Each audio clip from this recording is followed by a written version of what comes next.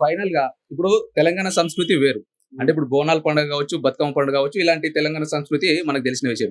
అయితే ఇప్పుడు రాజస్థానీలు ఎక్కువ అయిపోవడంతోని మరి తెలంగాణ సంస్కృతిని అంతా కూడా పక్కన పెట్టి, ఈ యొక్క తెలంగాణ ప్రజలందరూ కూడా మార్వాడికి సంబంధించినటువంటి సంప్రదాయం చేస్తా ఉన్నారట. అంటే ఇప్పుడు దాండియా ఆడడం గాని, అంటే మీ అక్కడి సంప్రదాయాలన్నీ కూడా ఇక్కడ పాటిస్తున్నారట. అయితే ఈ తెలంగాణ కల్చర్ కూడా పాడైపోతుంది. అంటే తెలంగాణ కల్చర్ మొత్తం కూడా కనుమరుగైపోతుంది ఈ రాజస్థానీ వల్ల అనేది ఒక ఆరోపణ ఉంది. దీనిపైన కూడా మీరేమంటారు?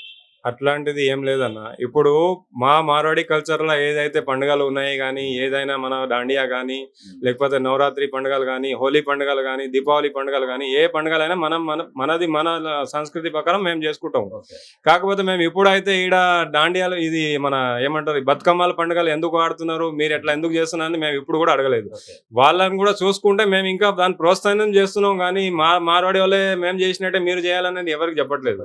బతుకమ్మలు మీది మీ సంస్కృతి ప్రకారం మీరు చేయండి. మీకు ఎప్పుడు కూడా మేము ఏం చేయొద్దు అని చెప్పలేదు. ఇప్పుడు కూడా ఏం చెప్పట్లేదు. మీరు కూడా మీ సంస్కృతి ప్రకారం మీరు చేయండి. మా సంస్కృతి ప్రకారం మాకు గుడిలున్నాయి. మాకు అన్ని సంస్థలున్నాయి. దాంట్లో ఎళ్లి మేము మా పండుగలు మేము చేసుకుంటున్నాము కదా! మేము ఎవరికైతే ఇబ్బంది పెట్టట్లేదండి.